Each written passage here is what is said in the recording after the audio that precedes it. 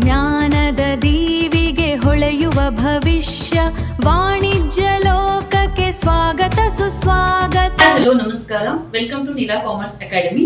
ಇವತ್ತು ನಾನ್ ತಗೊಂಡಿರುವಂತ ಟಾಪಿಕ್ ಏನು ಅಂತಂದ್ರೆ ಬೇಸಿಕ್ ಟರ್ಮ್ಸ್ ಇನ್ ಅಕೌಂಟಿಂಗ್ ಅಂತ ಹೇಳಿ. ಈಗ ತಾನೇ SSLC ಮುಗಿಸಿ ಫಸ್ಟ್ PUC ಗೆ ಕಾಮರ್ಸ್ ಕಾಂಬಿನೇಷನ್ ನ ಚಾಯ್ಸ್ ಮಾಡಿರ್ತಕ್ಕಂಥ ವಿದ್ಯಾರ್ಥಿಗಳಿಗೆ ಅಕೌಂಟೆನ್ಸಿ ಅಥವಾ ಅಕೌಂಟಿಂಗ್ ಅನ್ನೋ ವಿಷಯ ಬಂದಾಗ ಅವರಿಗೆ ಸ್ಪೆಸಿಫಿಕ್ ಆಗಿ ಅದೊಂದು ಹೊಸ ಒಂದು ಸಬ್ಜೆಕ್ಟ್ ಆಗಿ ಏನಾಗಿರ್ತದೆ ಅಂತಂದ್ರೆ ಇಂಟ್ರೊಡ್ಯೂಸ್ ಮಾಡ್ಬೇಕಾಗುತ್ತೆ. ಯಾಕಂದ್ರೆ ಈ ಸೈನ್ಸ್ ಕಾಂಬಿನೇಷನ್ ಬಂದವರಿಗೆಲ್ಲ ಅವ್ರು ಮೊದಲೆಲ್ಲ ಕಲ್ತಿದ್ದೇ ಇರುತ್ತೆ. ಬಟ್ ಕಾಮರ್ಸ್ ಅಂತ ಬಂದಾಗ accountancy specially it's A new subject students ಅಂತ ಹೊಸದಾಗಿ ಬಂದಿರ್ತಕ್ಕಂಥ ವಿದ್ಯಾರ್ಥಿಗಳಿಗೆ ಅದ್ರ ಬೇಸಿಕ್ ಟರ್ಮ್ಸ್ ಗೊತ್ತಿಲ್ಲದೆ ಅವ್ರಿಗೆ ಮುಂದೆ ಏನೇ ಹೇಳಿದ್ರು ಒಂದು ಅರ್ಥ ಆಗಲ್ಲ. ಅದಕ್ಕೆ ಅವ್ರು ಬೇಸಿಕ್ ಟರ್ಮ್ಸ್ ಅನ್ನ ಅಂಡರ್ಸ್ಟ್ಯಾಂಡ್ ಮಾಡ್ಕೊಂಬೋದು ಏನಂದ್ರೆ ಬಹಳಷ್ಟು ಇಂಪಾರ್ಟೆಂಟ್ ಇರೋದ್ರಿಂದ ಆ ವಿದ್ಯಾರ್ಥಿಗಳಿಗೆ ಹೆಲ್ಪ್ಫುಲ್ ಆಗ್ಲಿ ಅನ್ನೋ ಉದ್ದೇಶದಿಂದ ಇವತ್ತು ನಮ್ಮ ಅಕೌಂಟಿಂಗ್ ಅಲ್ಲಿ ಇಂಪಾರ್ಟೆಂಟ್ ಆಗಿ ಬಳಸ್ತಕ್ಕಂಥ ಬೇಸಿಕ್ ಟರ್ಮ್ಸ್ ಯಾವ್ಯಾವು, ಅದ್ರ ಮೀನಿಂಗ್ ಏನದ ಅನ್ನೋದನ್ನ ನಾನು ಹೇಳ್ಕೊಡ್ತಾ ಇದ್ದೀನಿ. ಅದ್ರೊಳಗೆ ಮೊದಲೇದು ಯಾವುದು ಅಂತಂದ್ರೆ ಆಂಟಿಟಿ ಅಂತ ಹೇಳಿ. Entity in the sense that is business unit or organisation ಅಂತ ಹೇಳಿ. ಯಾವುದೇ ಒಂದು ವ್ಯವಹಾರಿ ಘಟಕಕ್ಕೆ ಅಥವಾ ಯಾವುದೇ ಒಂದು ಸಂಸ್ಥೆಗೆ ನಾವೇನಂತ ಕರಿತೀವಿ ಅಂತಂದ್ರೆ ಅಕೌಂಟಿಂಗ್ ಟರ್ಮ್ಸ್ ಒಳಗೆ ಆಂಟಿಟಿ ಅಂತ ಕರಿತೀವಿ. It is nothing but an organisation or it can be called as an business unit ಅಂತ ಹೇಳಿ. ಇನ್ನು ಸೆಕೆಂಡ್ ಒನ್ ಟ್ರಾನ್ಸಾಕ್ಷನ್ ಅಂತ ಹೇಳಿ. It is nothing but a business dealings. So it is nothing but a business dealing between two or more entities is called as a transaction ಅಂತ ಹೇಳಿ. ಎರಡು ಅಥವಾ ಅದಕ್ಕಿಂತ ಹೆಚ್ಚು ವ್ಯವಹಾರಿ ಸಂಸ್ಥೆಗಳ ಮಧ್ಯೆ ಆಗ್ತಕ್ಕಂತಹ ಒಂದು ವ್ಯವಹಾರಕ್ಕೆ ಅಥವಾ ವ್ಯವಹಾರಗಳಿಗೆ ನಾವೇನಂತ ಕರಿತೀವಿ ಅಂದ್ರೆ ಟ್ರಾನ್ಸಾಕ್ಷನ್ ಅಂತ ಕರಿತೀವಿ. ಹಣಕಾಸಿನ ವ್ಯವಹಾರ ಆಗಿತ್ತು ಅಂತಂದ್ರೆ ಅದು ಫೈನಾನ್ಷಿಯಲ್ ಟ್ರಾನ್ಸಾಕ್ಷನ್ ಅಂತ ಕರಿತೀವಿ. ಇದು ಬಿಸ್ನೆಸ್ ಅಲ್ಲಿ ಸ್ಪೆಸಿಫಿಕ್ ಆಗಿ ಬಳಸ್ತಕ್ಕಂಥ ವ್ಯವಹಾರಕ್ಕೋಸ್ಕರ ಬಳಸ್ತಕ್ಕಂಥ ಒಂದು ಪರ್ಟಿಕ್ಯುಲರ್ ಟರ್ಮ್ ಅಂತ ಹೇಳ್ಬೋದು. ಇನ್ನ third one assets. Assets is also it is nothing but an properties of the business organization ಅಂತ ಹೇಳಿ. ಒಂದು ವ್ಯವಹಾರಿ ಸಂಸ್ಥೆ ಒಳಗ ಅಥವಾ ಯಾವುದೇ ಒಂದು ಸಂಸ್ಥೆ ಒಳಗ ನಾವ್ ಏನೇನು ಆಸ್ತಿಗಳನ್ನ ಹೊಂದಿರ್ತೀವಿ ಅವಕ್ಕೆಲ್ಲ ನಾವೇನಂತ ಅಕೌಂಟಿಂಗ್ ಟರ್ಮ್ ಒಳಗೆ ಏನೇನು ಪ್ರಾಪರ್ಟೀಸ್ ಇರ್ತಾವ ಒಂದು ಕಂಪನಿ ಒಳಗ ಅಥವಾ ಒಂದು ಸಂಸ್ಥೆ ಒಳಗ ಅವಕ್ಕೆಲ್ಲ ನಾವು ಅಸೆಟ್ಸ್ ಅಂತ ಕರಿತೀವಿ. ಅಸೆಟ್ಸ್ ಒಳಗೆ ಮತ್ತೆ ಅಗೇನ್ ಎರಡು ಟೈಪ್ಸ್ ಬರ್ತಾವ, ಫಿಕ್ಸ್ಡ್ ಅಸೆಟ್ ಮತ್ತು ಕರೆಂಟ್ ಅಸೆಟ್ ಅಂತ ಹೇಳಿ. ಫಿಕ್ಸ್ಡ್ ಅಸೆಟ್ ಅಂದ್ರೆ ಲ್ಯಾಂಡ್, ಬಿಲ್ಡಿಂಗ್, ಫರ್ನಿಚರ್, ಮಷಿನರಿ ಇವಕ್ಕೆಲ್ಲ ನಾವು ಫಿಕ್ಸ್ಡ್ ಅಸೆಟ್ ಅಂತ ಕರಿತೀವಿ. ಅದೇ ರೀತಿ cash, stock, bank balance, so ಆಮೇಲೆ ಡೆಟರ್ಸ್ ಇರ್ಬೋದು, ಬಿಲ್ಸ್ ರಿಸೀವೇಬಲ್ ಇವಕ್ಕೆಲ್ಲ ನಾವೇನಂತ ಕರಿತೀವಿ ಅಂದ್ರೆ ಕರೆಂಟ್ ಅಸೆಟ್ ಅಂತ ಕರಿತೀವಿ. ಸೊ ಫೈನಲಿ ಅಸೆಟ್ಸ್ ಅಂದ್ರೆ it is nothing but a properties of a business organisation ಅಂತ ಹೇಳಿ, ಒಂದು ವ್ಯವಹಾರಿ ಸಂಸ್ಥೆಯ ಆಸ್ತಿಗಳು ಅಂತ ಹೇಳ್ಬೋದು. ಇನ್ನು ನೆಕ್ಸ್ಟ್ ಏನು ಅಂತಂದ್ರೆ liabilities. Liabilities are nothing but obligations or debts of a business. Liabilities is nothing but responsibilities of the business. It may be a financial responsibility. ಅಂದ್ರೆ ನಾವು ಹಣವನ್ನು ಹೊರಗಿನವ್ರಿಗೆ ಏನೇನು ಕೊಡೋದಿರ್ತದೋ ಅದಕ್ಕೆ ನಾವೇನಂತ ಕರಿತೀವಿ ಅಂದ್ರೆ ಲಯಬಿಲಿಟಿ ಅಂತ ಕರಿತೀವಿ. ಅದು ಬ್ಯಾಂಕ್ ಲೋನ್ ಆಗಿರ್ಬೋದು ಅಥವಾ ಸಪ್ಲೈಯರ್ಸಿಗೆ ನಾವು ಏನ್ ಸಾಲವಾಗಿ ವಸ್ತುಗಳನ್ನ ತಂದಿರ್ತೀವಿ ಅವ್ರಿಗೆ ಕೊಡ್ತಕ್ಕಂಥ ಹಣ ಆಗಿರ್ಬೋದು, ಎಂಪ್ಲಾಯೀಸಿಗೆ ಕೊಡುವಂತ ಸ್ಯಾಲರಿ ಏನಾದ್ರು ಬ್ಯಾಲೆನ್ಸ್ ಇತ್ತು ಅಂದ್ರೆ ಅದನ್ನ ಕೊಡೋದಾಗಿರ್ಬೋದು, ರೆಂಟ್ ಕೊಡೋದು ಬ್ಯಾಲೆನ್ಸ್ ಇತ್ತು ಅಂದ್ರೆ ಅದು ಆಗಿರ್ಬೋದು. ಅವಕ್ಕೆಲ್ಲ ನಾವೇನಂತ ಕರಿತೀವಿ ಅಂದ್ರೆ ಲಯಬಿಲಿಟೀಸ್ ಅಥವಾ ಆಬ್ಲಿಗೇಷನ್ಸ್ ಆಫ್ ದ ಬಿಸ್ನೆಸ್ ಅಂತ ಕರಿತೀವಿ. ಇನ್ನು next one capital. Capital is simple term. It can B it is an amount invested by the owner into the business at the initial stage ಅಂತ ಹೇಳಿ. ಅಂದ್ರೆ ಬಿಸ್ನೆಸ್ ಸ್ಟಾರ್ಟ್ ಮಾಡೋ time ಒಳಗ owner business ಏನ್ invest ಮಾಡ್ತಾನಲ್ಲ ದುಡ್ಡು, ಅದಕ್ಕೆ ನಾವ್ ಏನ್ ಕರಿತೀವಿ ಅಂದ್ರೆ ಬಂಡವಾಳ ಅಥವಾ ಕ್ಯಾಪಿಟಲ್ ಅಂತ ಕರಿತೀವಿ. So it is the initial time. Initial time ಒಳಗೆ ಏನು ಅಂತಂದ್ರೆ ಸ್ಟಾರ್ಟಿಂಗ್ ಟೈಮ್ ಒಳಗೆ ಮಾಡುವಂತದಕ್ಕೆ ಕ್ಯಾಪಿಟಲ್ ಅಂತ ಕರಿತೀವಿ. At the middle of the period ಮಾಡುವಂತದಕ್ಕೆ ನಾವು ಅಡಿಷನಲ್ ಕ್ಯಾಪಿಟಲ್ ಅಂತ ಕರಿತೀವಿ. At the end of the year ಏನಾದ್ರೂ ಕ್ಯಾಪಿಟಲ್ ಇತ್ತು ಅಂದ್ರೆ ನಾವು ಕ್ಲೋಸಿಂಗ್ ಕ್ಯಾಪಿಟಲ್ ಅಂತ ಕರಿತೀವಿ. Finally capital it is an amount invested by the owner into the business at the starting of his business or her business ಅಂತ ಹೇಳ್ಬೋದು. ಇನ್ನು next one sales. Sales it's a very common word, you can easily understand. It is nothing but A source of income ಅಂತ ಹೇಳಿ. ಯಾವುದೇ ವಸ್ತುವನ್ನ ಮಾರಾಟ ಮಾಡಿ ನಮ್ಗೆ ಏನ್ ದುಡ್ಡು ಬರುತ್ತೆ ಅದಕ್ಕೆ ನಾವ್ ಏನಂತ ಕರಿತೀವಿ ಅಂದ್ರೆ ಸೇಲ್ಸ್ ಅಂತ ಕರಿತೀವಿ. ನಿಮ್ಗೆ ಎಲ್ಲರಿಗೂ ಗೊತ್ತಿರುವಂಗ ಪ್ರತಿಯೊಂದು ವಸ್ತುವಿಗೆ ತನ್ನದೇ ಆದಂತ ಒಂದು ಬೆಲೆ ಇದ್ದೇ ಇರುತ್ತೆ. ನಾವು ಒಂದು ವಸ್ತುವನ್ನ ಮಾರಾಟ ಮಾಡ್ತಾ ಇದೀವಿ ಅಂತಂದ್ಮೇಲೆ ಅದು ಆದಾಯಕ್ಕೋಸ್ಕರನೇ ಮಾರಾಟ ಮಾಡ್ತಾ ಇರ್ತೀವಿ. ಅದಕ್ಕೆ ಒಂದು ವಸ್ತುವನ್ನ ಮಾರಾಟ ಮಾಡಿ ಬರ್ತಕ್ಕಂಥ ಹಣಕ್ಕೆ ನಾವೇನಂತ ಕರಿತೀವಿ ಅಂತಂದ್ರೆ ಸೇಲ್ಸ್ ಅಂತೇಳಿ. ಸೇಲ್ಸ್ ಒಳಗೆ ಕೂಡ ಏನು ಅಂತಂದ್ರೆ ಎರಡು ಟೈಪ್ಸ್ ಸೇಲ್ಸ್ ಇರ್ತಾವೆ. ಒಂದು ಕ್ಯಾಶ್ ಸೇಲ್, ಇನ್ನೊಂದು ಕ್ರೆಡಿಟ್ ಸೇಲ್ ಅಂತ ಹೇಳಿ.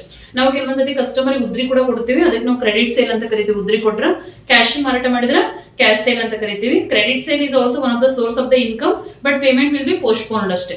ಅಂದ್ರೆ ನಾವು ಪೇಮೆಂಟ್ ಕೊಡ್ತಕ್ಕಂಥದ್ದು ಸ್ವಲ್ಪ ಪೋಸ್ಟ್ಪೋನ್ ಆಗಿರುತ್ತೆ ಅಷ್ಟೇ. ಅದು ಕೂಡ ದುಡ್ಡು ಬರುವಂತದ್ದೇ ಇನ್ಕಮ್ ಸೋರ್ಸ್. ಅದು ಕೂಡ ಆ ಕಾರಣಕ್ಕೆ either is a cash sale or credit sale. Finally sales is a source of income to the business. And then go to the next term, that is revenue. Revenue is nothing but a income of a business. Business ಗೆ ಬರ್ತಕ್ಕಂಥ ಯಾವುದೇ ಆದಾಯ ಇರ್ಬೋದು. So in case of business, sales is the main revenue, except that there are some other revenues like interest, commission and interest on investments. So these are also some revenues to the business. ಅದನ್ನು ಹೊರತುಪಡಿಸಿ ಕೂಡ ಅಂದ್ರೆ sales ಅನ್ನು ಹೊರತುಪಡಿಸಿ ಕೂಡ ಯಾವುದೋ ಒಂದು investment ಇಂದ ಬಡ್ಡಿ ಬರ್ಬೋದು, ಕಮಿಷನ್ ಬರ್ಬೋದು, ಯಾವುದೋ ಕೆಲಸ ಮಾಡಿಕೊಟ್ಟಿದ್ರಿಂದ ಅವೆಲ್ಲ ಒಂದು ಇನ್ಕಮ್ ಒಳಗನೆ ಕನ್ಸಿಡರ್ ಮಾಡ್ತಕ್ಕಂಥ ಅಂಶಗಳು. ಇದನ್ನ ಹೊರತುಪಡಿಸಿ ಮತ್ತೆ ಯಾವುದೇ ಒಂದು ಆದಾಯ ಬಂದ್ರು ಕೂಡ ನಾವು ಅದಕ್ಕೆ revenue, sales is also one of the revenue except that there are some sources of revenue. ಅಂದ್ರೆ ಬೇರೆ ಬೇರೆ ಒಂದು ಮಾರ್ಗಗಳ ಮುಖಾಂತರ ಕೂಡ ನಾವು ಆದಾಯವನ್ನ ಗಳಿಸಬಹುದು. ಆ ಒಂದು ಇನ್ಕಮ್ ಬರುವಂತ ಇನ್ಕಮ್ಗೆ ನಾವು ರೆವೆನ್ಯೂ ಅಂತ ಒಂದು ಪರ್ಟಿಕ್ಯುಲರ್ ಅಕೌಂಟಿಂಗ್ ಟರ್ಮ್ ಒಳಗ ಅದನ್ನ ಇಂಡಿಕೇಟ್ ಮಾಡ್ತೇವೆ ಅಷ್ಟೇ. ಇನ್ನು next term expenses. Expenses is cost incurred for a business. So for running of day to day our business, we have to spend some amount for running and maintenance of our business. That is called as an expenditure.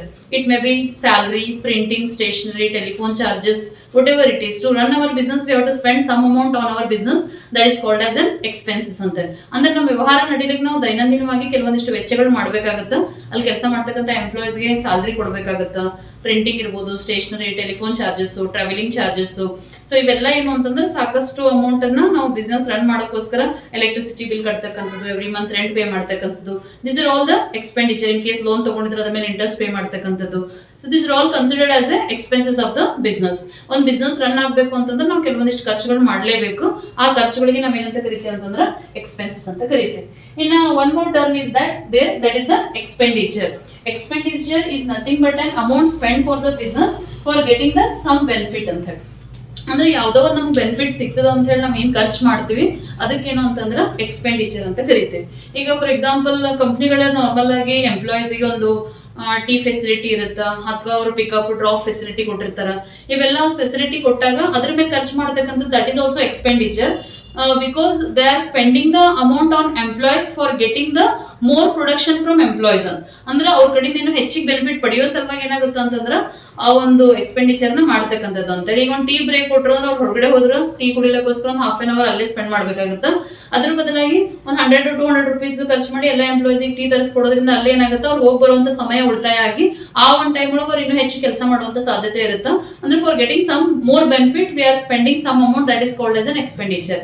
ಅಂದ್ರೆ ಒಂದು benefit ಅನ್ನು ಪಡೆಯೋ ಸಲುವಾಗಿ ನಾವ್ ಏನ್ ಖರ್ಚು ಮಾಡ್ತೀವಿ ಅದಕ್ಕೇನು ಅಂತಂದ್ರೆ ನಾವು ಎಕ್ಸ್ಪೆಂಡಿಚರ್ ಅಂತ ಕರಿತೀವಿ. ಅಂದ್ರೆ ಒಂದ್ಸತಿ ನಾವು ಎಕ್ಸ್ಪೆಂಡಿಚರ್ ಮಾಡ್ತೀವಿ, ಬಟ್ ಅದ್ರದ್ದು ಅಥವಾ ಎಕ್ಸ್ಪೆಂಡಿಚರ್ ಇಂದ ನಮ್ಗೆ ಬೆನಿಫಿಟ್ ಸಿಗುವಂತ ಚಾನ್ಸಸ್ ಜಾಸ್ತಿ ಇರುತ್ತೆ. ಅದಕ್ಕೋಸ್ಕರ ನಾವು ಮಾಡ್ತಕ್ಕಂಥ ಖರ್ಚು ಅಂತ ಹೇಳಿ. ಈಗ ಅಡ್ವರ್ಟೈಸ್ಮೆಂಟ್ಗೋಸ್ಕರ ನಾವು ಖರ್ಚು ಮಾಡ್ತೀವಿ. ಅಡ್ವರ್ಟೈಸ್ಮೆಂಟ್ ಮಾಡೋದ್ರಿಂದ ಆಬ್ವಿಯಸ್ಲಿ ಸೇಲ್ಸ್ ಇನ್ಕ್ರೀಸ್ ಆಗೇ ಆಗುತ್ತೆ. ಸೇಲ್ಸ್ ಇನ್ಕ್ರೀಸ್ ಆಗೋ ಉದ್ದೇಶದಿಂದ ನಾವು ಅಡ್ವರ್ಟೈಸ್ಮೆಂಟ್ ಮಾಡೋದು. ಅಂದ್ರೆ for getting some benefit we are spending the amount that is called as an expenditure. ಅದಕ್ಕೆ ನಾವು ಎಕ್ಸ್ಪೆಂಡಿಚರ್ ಅಂತ ಕರಿತೀವಿ. ಇನ್ನು profit is a very simple term. It is nothing but a income minus expenses ಅಂತ ಹೇಳಿ. ಅಂದ್ರೆ ನಮ್ಮ ಬಿಸ್ನೆಸ್ ಇಂದ ಬರ್ತಕ್ಕಂಥ ಒಟ್ಟು ಇನ್ಕಮ್ ಒಳಗ ನಾವು ಎಕ್ಸ್ಪೆನ್ಸಸ್ ಮೈನಸ್ ಮಾಡಿದ್ರೆ ನಮ್ಗೆ ಏನ್ ಸಿಗುತ್ತೆ that is the profit. It is called as an revenue excess expenditure. How much we are earned in this particular period, it should be deducted by the expenses and we will get the profit ಅಂತ ಹೇಳಿ. ಅಂದ್ರೆ total ಬಂದಿರೋ income ಒಳಗೆ expenses minus ಮಾಡ್ಬಿಟ್ರೆ ನಮ್ಗೆ ಏನ್ ಉಳಿತದಲ್ಲ ಅದಕ್ಕೆ ನಾವ್ ಏನಂತ ಕರಿತೀವಿ ಪ್ರಾಫಿಟ್ ಅಂತ ಕರಿತೀವಿ. Profit is a very simple term, you can easily understand it. And I will move to the next point, that is next one is gain. A profit which are incidental to business. ಅಂದ್ರೆ ಒಂದು business ಗೆ ಯಾವ್ದು ಏನು ಅಂದ್ರೆ incidental ಆಗಿ ನಮ್ಗೆ ಏನ್ ಸಿಗ್ತಕ್ಕಂಥದ್ದು ಇರ್ತದೋ ಒಂದು ಅಂದ್ರೆ without any effort we are getting some more amount from the business that is called as a gain. Gain ಅಂತಂದ್ರೆ ನಮ್ದು ಜಾಸ್ತಿ ಎಫರ್ಟ್ ಆಗ್ಲಾರ್ದಂಗೆ ಒಂದು ಇನ್ಸಿಡೆಂಟಲ್ ಆಗಿ ನಮ್ಮ ಬಿಸ್ನೆಸ್ ಬರ್ತಕ್ಕಂಥ ಒಂದು ಆದಾಯ ಅಂತ ಹೇಳ್ಬೋದು. ಯಾವುದೋ ಒಂದು ಅಸೆಟ್ ಅನ್ನ ನಾವು ಸೇಲ್ ಮಾಡ್ತೀವಿ, ಅದನ್ನ ಸೇಲ್ ಮಾಡೋದ್ರಿಂದ ನಮ್ಗೆ ಒಂದು ಒಳ್ಳೆ ಪ್ರಾಫಿಟ್ ಆಗೈತಿ. ಅಂದ್ರೆ ನಾವು ಅಸೆಟ್ ಅನ್ನ ಒಂದು 10 ಲಕ್ಷ ಕೊಟ್ಟು ಪರ್ಚೇಸ್ ಮಾಡಿರ್ತೀವಿ, ಒಂದು 2 years 3 years ಬಿಟ್ಟು ಅದನ್ನ ಮಾರಾಟ ಮಾಡಿದಾಗ ಅದೊಂದು 15 ಲಕ್ಷಕ್ಕೋ 20 ಲಕ್ಷಕ್ಕೋ ಸೇಲ್ ಆಯ್ತು ಅಂದ್ರೆ ಅದು ಹೆಚ್ಚಿನ ಅಮೌಂಟ್ ಏನ್ ಬಂದಿರ್ತದೆ that is called as a gain. ಅದಕ್ಕೆ ನಾವು ಗೇನ್ ಅಂತ ಕರಿತೀವಿ. ಅಂದ್ರೆ just by passage of the time the value of the property will increased by passing the time ಅಂತ. ಟೈಮ್ ಪಾಸ್ ಆಗ್ತಾ ಅಸೆಟ್ ವ್ಯಾಲ್ಯೂ ಕೂಡ ಏನಾಗ್ತಾ ಹೋಗುತ್ತೆ, ಇನ್ಕ್ರೀಸ್ ಆಗ್ತಾ ಹೋಗ್ತೈತಿ. ಅದು ಹೆಚ್ಚಿನ ಒಂದು ಸಮಯದಿಂದ ನಾವೇನು ಗಳಿಸ್ತೀವಲ್ಲ ಹಣ ಅದಕ್ಕೆ ನಾವು ಗೇನ್ ಅಂತ ಕರಿತೀವಿ. ಇನ್ನು next point loss. Loss is also it's a very simple term, you can easily understand the excess of expenses over revenue. In case ನಮ್ಮ ಬಿಸ್ನೆಸ್ ಅಲ್ಲಿ ನಮ್ದು ಎಕ್ಸ್ಪೆನ್ಸಸ್ ರೆವೆನ್ಯೂಗಿಂತ ಹೆಚ್ಚಾಯ್ತು ಅಂತಂದ್ರೆ we will get the loss ಅಂತ ಹೇಳಿ. ಈಗ ನಾವು 50,000 ಇನ್ವೆಸ್ಟ್ ಮಾಡಿದ್ವಿ ಬಿಸ್ನೆಸ್ ಒಳಗ, ನಮಗೆ ಬಂದಿರುವಂತ ಇನ್ಕಮ್ ಖಾಲಿ ಏನು ಅಂದ್ರೆ 45,000 ಅದ ಅಂತಂದ್ರೆ we will get loss 5,000 at the end of the period. ಆ ಒಂದು ಅವಧಿಯ ಕೊನೆಗೆ ನಾವ್ ಏನ್ ಮಾಡ್ತೀವಿ ಅಂತಂದ್ರೆ ಲಾಸ್ ಅನ್ನ ಮಾಡ್ಕೊಂಡಿರ್ತೀವಿ ಅಂತ ಹೇಳಿ. ಅಂದ್ರೆ ನಾವು ಹಾಕಿರುವಂತ ಅಮೌಂಟ್ ಗಿಂತ ನಮ್ಗೆ ಬರ್ತಕ್ಕಂಥ ರೆವಿನ್ಯೂ ಏನಿರ್ತದೆ ಅಂದ್ರೆ ಕಡಿಮೆ ಇದ್ದಾಗ we will get the loss. ಅದಕ್ಕೆ ನಾವು ನಷ್ಟ ಅಥವಾ ಲಾಸ್ ಅಂತ ಕರಿತೀವಿ. ಇನ್ನು next term discount you usually listen this word in the shopping process. Shopping ಮಾಡೋ ಟೈಮ್ ಒಳಗೆ ನಮ್ಗೆ ಡಿಸ್ಕೌಂಟ್ ಕೊಡ್ರಿ ಅಥವಾ ಎಷ್ಟು ಪರ್ಸೆಂಟ್ ಡಿಸ್ಕೌಂಟ್ ಅದ ಅಂತ ನಾವೆಲ್ಲ ಕೇಳ್ತಾ ಇರ್ತೀವಿ. Discount is nothing but a deduction of the amount in the selling price ಅಥವಾ ಮಾರ್ಕೆಟ್ ಪ್ರೈಸ್ ಅಂತ ಹೇಳಿ. ಅವ್ರು ಏನದಕ್ಕೊಂದು ಪ್ರೈಸ್ ಟ್ಯಾಗ್ ಹಾಕಿರ್ತಾರೆ ಒಂದು ಪ್ರಾಡಕ್ಟ್ ಇನ್ ಮೇಲೆ, ಅದ್ರ ಮೇಲೆ ಅವ್ರ ಅಮೌಂಟ್ ಅನ್ನ ಇಂತಿಷ್ಟು ಪರ್ಸೆಂಟ್ ಅಂತ ಹೇಳಿ ಬಿಟ್ಟು ಕೊಡ್ತಾರೆ. ಅಥವಾ ಬಿಟ್ಟು ಕೊಡ್ತಕ್ಕಂಥ ಅಮೌಂಟ್ಗೆ, ಕಡಿಮೆ ಮಾಡ್ತಕ್ಕಂಥ ಅಮೌಂಟ್ಗೆ we will call it as a discount. This is also very simple word. So you already feel about this, you know the knowledge about the discount. So it is nothing but a deduction in the price of a goods sold ante. ನಾವು ವಸ್ತುಗಳನ್ನ ಮಾರಾಟ ಮಾಡಿದಾಗ ಆ ವಸ್ತುವಿನ ಮೇಲೆ ನಾವೇನು amount ಅನ್ನ ಕಡಿಮೆ ಮಾಡ್ಕೊಡ್ತೀವಿ ಅದಕ್ಕೆ ನಾವು ಏನಂತ ಕರಿತೀವಿ, ಡಿಸ್ಕೌಂಟ್ ಅಂತ ಕರಿತೀವಿ. Sometimes it may be in percentage or sometimes they will deduct. So it may be negotiable in the prices, that is also called as a discount. ಅಂದ್ರೆ ರೇಟ್ ಜಾಸ್ತಿ ಹೇಳಿ ಕಡಿಮೆ ಮಾಡ್ಕೊಡೋದು ಕೂಡ that is also considered as a discount. ಅದಕ್ಕೂ ಕೂಡ ನಾವು discount ಅಂತಾನೆ ಕರೀತೇವೆ. ಇನ್ನು next term will be voucher. Voucher it is nothing but A documentary evidence ಅಂತ. ನಮ್ಮ ಅಕೌಂಟಿಂಗ್ ಸಿಸ್ಟಮ್ ಹೆಂಗದ ಅಂದ್ರೆ ಪ್ರತಿಯೊಂದಕ್ಕೂ ನಮ್ಗೆ ಏನ್ ಬೇಕಂದ್ರೆ ಪ್ರೂಫ್ ಬೇಕು. ಯಾವುದೋ ಒಂದು ಫೈನಾನ್ಷಿಯಲ್ ಟ್ರಾನ್ಸಾಕ್ಷನ್ ನಡೆದದ ಅಂದ್ರೆ ಅದನ್ನ ಬಾಯೊಳಗೆ ಹೇಳಿದ್ರೆ ಏನಾಗಲ್ಲ ಅಂತಂದ್ರೆ it will not be considered as A evidence in the view of the law. ಅಂದ್ರೆ ಕಾನೂನು ದೃಷ್ಟಿಯೊಳಗೆ ಒಂದು ಎವಿಡೆನ್ಸ್ ಆಗಿ ಕನ್ಸಿಡರ್ ಆಗಲ್ಲ. ಅದೇ ನಾವು ಕಾನೂನು ದೃಷ್ಟಿಯೊಳಗೆ ಒಂದು ಎವಿಡೆನ್ಸ್ ಬೇಕು ಅಂತಂದ್ರೆ we have to create the voucher. Voucher is nothing but a paper which indicates the documentary evidence of the financial transaction. ಅಂದ್ರೆ ನಾವೇನ್ ಹಣಕಾಸಿನ ವ್ಯವಹಾರ ಮಾಡಿರ್ತೀವಿ ಅದಕ್ಕೆ ಇರ್ತಕ್ಕಂಥ ಒಂದು ಪ್ರೂಫ್ ಅಂತ ಹೇಳ್ಬೋದು. That is called as a voucher. ಇನ್ನು next one goods. Goods are nothing but a products. Products ಅಂದ್ರೆ ಯಾವುದೇ ಒಂದು ವಸ್ತುವಿಗೆ ನಾವೇನಂತ ಕರಿತೀವಿ ಅಂದ್ರೆ ಗೂಡ್ಸ್ ಅಂತ ಕರಿತೀವಿ. ಈಗ ಒಂದು ಟೆಕ್ಸ್ಟೈಲ್ ಇಂಡಸ್ಟ್ರಿ ನಡೆಸ್ತಾ ಇದ್ರು ಅಂತಂದ್ರೆ ಅಲ್ಲಿ ಬಳಸ್ತಕ್ಕಂಥ ರಾ ಮಟೀರಿಯಲ್, ಸೊ ಹತ್ತಿ ಇರ್ಬೋದು, ಕಾಟನ್ ಏನ್ ಪರ್ಚೇಸ್ ಮಾಡ್ತಾರೆ ದಟ್ ಇಸ್ ಎ ಗೂಡ್ಸ್ ಅಂತ ಕರಿತೀವಿ ಅದಕ್ಕೆ ನಾವು. ಅದೇ ರೀತಿ ಬೇರೆ ಯಾವ್ದಾರ ಒಂದು ಪ್ರಾಡಕ್ಟ್ ನಾವು ತಯಾರು ಮಾಡ್ತಾ ಇದ್ವಿ ಅಂದ್ರೆ ಅದಕ್ಕೆ ಬೇಕಾದಂತ ರಾ ಮಟೀರಿಯಲ್ ನಾವ್ ಏನಂತ ಕರಿತೀವಿ, ಗೂಡ್ಸ್ ಅಂತ ಕರಿತೀವಿ. It is nothing but A product, ಆ ಥಿಂಗ್ ಅಂತ ಹೇಳ್ಬೋದು. ಇನ್ನು 16th one, drawings. So it's very important term. Every commerce student should understand this word. Drawing is nothing but an amount withdrawn by the owner for his personal use from the business. Business ಇಂದ owner ಆಗಿರ್ತಕ್ಕಂಥ ವ್ಯಕ್ತಿ ತನ್ನ personal ಯೂಸ್ಗೋಸ್ಕರ ಏನ್ ಹಣವನ್ನ draw ಮಾಡ್ಕೊತಾನೆ ಅದಕ್ಕೆ ನಾವ್ ಏನಂತ ಕರಿತೀವಿ ಅಂತಂದ್ರ ಡ್ರಾಯಿಂಗ್ ಅಂತ ಕರಿತೀವಿ. ಇದು ಬಹಳ ಸತಿ ನಾವು ಬಿಸ್ನೆಸ್ ಒಳಗೆ ಶಬ್ದವನ್ನ ಬಳಸ್ತೀವಿ. ಅಂಡ್ ಅಕೌಂಟಿಂಗ್ ಒಂದು ಸಿಸ್ಟಮ್ ಒಳಗೆ ಹೆಂಗದ ಅಂತಂದ್ರ owner and business are considered as A separate entities ಅಂತ ಹೇಳಿ. ಓನರ್ ಮತ್ತು ಬಿಸ್ನೆಸ್ ಅನ್ನ ಒಂದೇ ಆಗಿ ನೋಡಬಾರ್ದು ಅಂತ ನಮ್ದು ಅಕೌಂಟಿಂಗ್ ಕಾನ್ಸೆಪ್ಟ್ ಹೇಳುತ್ತ. ಅದ್ರ ಪ್ರಕಾರ ಓನರ್ ಆಗಿರ್ತಕ್ಕಂಥವನು ಬಿಸ್ನೆಸ್ ಹಣವನ್ನ ಅದನ್ನ ಯೂಸ್ ಮಾಡ್ಕೋಬೋದಿಲ್ಲ ಅಂತಲ್ಲ. Owner has the right to use it, but it should be also recorded in the accounts as a drawing. ಅದನ್ನು ಕೂಡ ನಾವ್ ಏನ್ ಮಾಡ್ಬೇಕಂದ್ರ ಡ್ರಾಯಿಂಗ್ ಅಂತ ಹೇಳಿ ಏನ್ ಮಾಡ್ತೀವಿ, ಕನ್ಸಿಡರ್ ಮಾಡ್ತೀವಿ. Sometimes they have to pay interest on their drawings also. That's why drawing is also recorded in the accounting process. Accounting process ಒಳಗೆ ನಾವು ಅವರು ಓನರ್ ಡ್ರಾ ಮಾಡ್ಕೊಂಡಿರುವಂತ ಬಿಸ್ನೆಸ್ ಅಮೌಂಟ್ ಅನ್ನ ನಾವು ರೆಕಾರ್ಡ್ ಮಾಡ್ಲೇಬೇಕು. ಇನ್ನು next one purchases. Purchase is nothing but a goods procured or bought ಅಂತ ಹೇಳಿ. ಅಂದ್ರೆ ಬಿಸ್ನೆಸ್ ಬೇಕಾದಂತ ವಸ್ತುಗಳು ನಾವೇನ್ ಖರೀದಿ ಮಾಡ್ತೀವಲ್ಲ, ಸಲಕರಣೆಗಳಿರ್ಬೋದು, ರಾ ಮಟೀರಿಯಲ್ಸ್ ಇರ್ಬೋದು, ಬೇಕಾದಂತ ಸ್ಟೇಷನರಿಗಳಿರ್ಬೋದು, ಆಮೇಲೆ oils, lubricants, what ever it is, ಅದನ್ನ ಏನೇನ್ ಬೇಕಾದ್ ನಾವೇನ್ ಪರ್ಚೇಸ್ ಮಾಡ್ತೀವಿ ಅದಕ್ಕೆಲ್ಲ ನಾವೇನ್ ಕರಿತೀವಿ, ಪರ್ಚೇಸ್ ಅಂತ ಕರಿತೀವಿ basically. So goods required for the business is bought by the business, that is called as a purchases. Business ಬೇಕಾದಂತ ಒಂದು ಕಚ್ಚಾ ವಸ್ತುಗಳನ್ನ ನಾವೇನ್ ಪರ್ಚೇಸ್ ಮಾಡ್ತೀವಿ that is called as a purchase. ಖರೀದಿ ಮಾಡ್ತೀವಿ ಅದಕ್ಕೆ ಪರ್ಚೇಸ್ ಅಂತ ಕರಿತೀವಿ. ಇನ್ನು stock, it's a very simple word, you can easily understand. Something on hand goods ಅಂದ್ರೆ ಎಲ್ಲ ಒಂದು ಪ್ರೊಡಕ್ಷನ್ ಆಕ್ಟಿವಿಟೀಸ್ ಮುಗಿದ ನಂತರ ಒಂದು ಬಿಸ್ನೆಸ್ ಅಲ್ಲಿ ಒಂದಿಷ್ಟು ಸಲಕರಣೆಗಳು ಅಥವಾ ಗೂಡ್ಸ್ ಏನಾಗಿರ್ತಾವ ಅಂದ್ರೆ ಉಳಿದಿರ್ತಾವ. ಆ ಉಳಿದಿರುವಂತ ಗೂಡ್ಸ್ ಗೆ ನಾವ್ ಏನಂತ ಕರಿತೀವಿ ಅಂದ್ರೆ ಸ್ಟಾಕ್ ಅಂತ ಕರಿತೀವಿ. So that is stock remaining at the end of the period. ಅಂದ್ರೆ ವರ್ಷದ ಕೊನೆಗೆ ಎಲ್ಲಾ ಪ್ರೊಸೆಸ್ ಮುಗಿದ ನಂತರ ಎಷ್ಟು ಉಳಿದಿರ್ತಾವ ಸಲಕರಣೆಗಳು ಅದಕ್ಕೆ ನಾವು ಸ್ಟಾಕ್ ಅಂತ ಕರಿತೀವಿ. ಇನ್ನು debtors and creditors, both are very important terms we should understand. So debtors means they are the persons to whom goods supplied on the basis of the credit ಅಂತ ಹೇಳಿ. ಅಂದ್ರೆ ಡೆಟರ್ಸ್ ಅಂದ್ರೆ they are nothing but A customers. ಅವರು ಕೂಡ ನಮ್ಮ customer ಆಗಿರ್ತಾರ. ಯಾವ ಕಸ್ಟಮರಿಗೆ ನಾವು ವಸ್ತುಗಳನ್ನ ಉದ್ರಿಯಾಗಿ ಮಾರಾಟ ಮಾಡ್ತೀವಲ್ಲ ಅವ್ರಿಗೆ ನಾವು ಏನಂತ ಕರಿತೀವಿ ಅಂದ್ರೆ ಡೆಟರ್ಸ್ ಅಂತ ಕರಿತೀವಿ.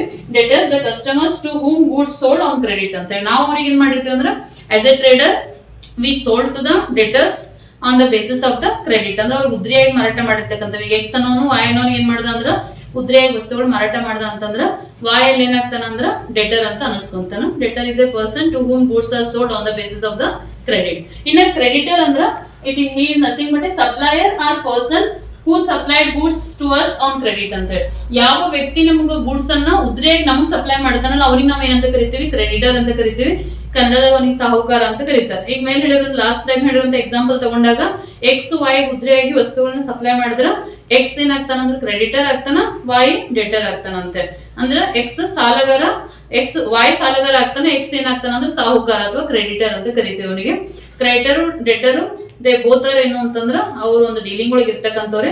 ಉದ್ರಿ ಕೊಡೋನಿಗೆ ಕ್ರೆಡಿಟರ್ ಅಂತ ಕರೀತಾರೆ, ಯಾರು ಉದ್ರಿ ತಗೋತಾರ ಅವನಿಗೆ ನಾವೇನಂತ ಕರಿತೀವಿ ಅಂತಂದ್ರ ಡೆಟರ್ ಅಂತ ಕರಿತೀವಿ. ಡೆಟರ್ ಅನ್ನ ಒಂದು ಅಸೆಟ್ ಅಂತ ಕನ್ಸಿಡರ್ ಮಾಡ್ತೀವಿ ಅಂದ್ರೆ ನಮ್ಗೆ ಬರ್ತಕ್ಕಂಥ ಹಣ ನಾವು ಉದ್ರಿ ಕೊಟ್ಟಿದ್ದು ನಮ್ಗೆ ಬರುತ್ತಲ್ಲ ಅಮೌಂಟ್, ಅದಕ್ಕೆ ನಾವು ಅಸೆಟ್ ಅಂತ ಕರಿತೀವಿ. ಕ್ರೆಡಿಟರ್ ಇಸ್ ಎ ಲೈಬಿಲಿಟಿ, ನಾವು ಅದನ್ನ ಪೇ ಮಾಡ್ಬೇಕಾಗಿರೋದ್ರಿಂದ ಉದ್ರಿ ತಗೊಂಡಿದ್ದು ಅದಕ್ಕೆ ನಾವು ಕ್ರೆಡಿಟರ್ ಅಂತ ಏನ್ ಮಾಡ್ತೀವಿ ಅಂದ್ರೆ ಕರಿತೀವಿ. ಇವು 20 ಟರ್ಮ್ಸ್ ನೀವು ಅಕೌಂಟಿಂಗ್ ಯಾರು ಹೊಸದಾಗಿ ಕಲಿತಾ ಇದ್ರ ಅಥವಾ ಇದುವರೆಗೂ ಯಾರಿಗೆ ಆ ಟರ್ಮ್ಸ್ ಗೊತ್ತಿರ್ಲಿಲ್ಲ, ಬಹಳಷ್ಟು ಜನ ಡಿಗ್ರಿ ಸ್ಟೂಡೆಂಟ್ಸ್ ಕೆಲವೊಂದು ಟರ್ಮ್ಸ್ ಗೊತ್ತಿರಲಿಲ್ಲ ಅಕೌಂಟಿಂಗ್, ಅವರೆಲ್ಲ ಕ್ಯಾಲ್ಕುಲೇಷನ್ಸ್ ಮಾಡ್ತಾ ಇರ್ತಾರೆ, ಬಟ್ ಅಕೌಂಟಿಂಗ್ ಟರ್ಮ್ಸ್ ಬಗ್ಗೆ ಬಹಳಷ್ಟು ನಾಲೆಜ್ ಇರಲ್ಲ ಅವರಿಗೆ. ಅದಕ್ಕೆ ಈ ಒಂದು ವಿಡಿಯೋ ಅವ್ರ ಎಲ್ಲರಿಗೂ ಇಷ್ಟ ಆಗಿದೆ, ಮತ್ತು ಕಾಮನ್ ಪೀಪಲ್ ಕೆಲವೊಂದಿಷ್ಟು ಟರ್ಮ್ಸ್ ಗಳು ಗೊತ್ತಿರಲ್ಲ, ಅವರು ಕೂಡ ಈ ವಿಡಿಯೋ ನೋಡಿದ್ರೆ ಈ ಅಕೌಂಟಿಂಗ್ ಟರ್ಮ್ಸ್ ಅನ್ನ ಅವ್ರು ಸುಲಭವಾಗಿ ಏನ್ ಮಾಡ್ಕೋಬಹುದು ಅಂತಂದ್ರೆ ಅಂಡರ್ಸ್ಟ್ಯಾಂಡ್ ಮಾಡ್ಕೊಳಕ್ ಸಾಧ್ಯ ಆಗುತ್ತಾ ಅಂತ ನಾ ಭಾವಿಸ್ತೀನಿ. ಸೊ ಇದುವರೆಗೂ ಯಾರು ಒಂದು ನಮ್ಮ ಚಾನಲ್ ಎಲ್ಲ ವೀಕ್ಷಣೆ ಮಾಡ್ತಾ ಇದ್ರಿ ಅವ್ರಿಗೆಲ್ಲರಿಗೂ thank you so much. And ಇದೇ ರೀತಿ ಸಪೋರ್ಟ್ ಮಾಡ್ತಾ ಇರಿ, ವಿಡಿಯೋಸ್ಗಳನ್ನ ನೋಡ್ತಾ ಇರಿ. ಜೊತೆಗೆ ಯಾರಿಗೆ ಅವಶ್ಯಕತೆ ಇರ್ತದೆ ಅವ್ರಿಗೆ ದಯವಿಟ್ಟು ಏನ್ ಮಾಡಿ ಅಂತಂದ್ರೆ ಶೇರ್ ಮಾಡಿ ಅಂತ ಹೇಳ್ತಾ ಈ ವಿಡಿಯೋನ ಮುಗಿಸ್ತಾ ಇದ್ದೀನಿ. Thank you so much.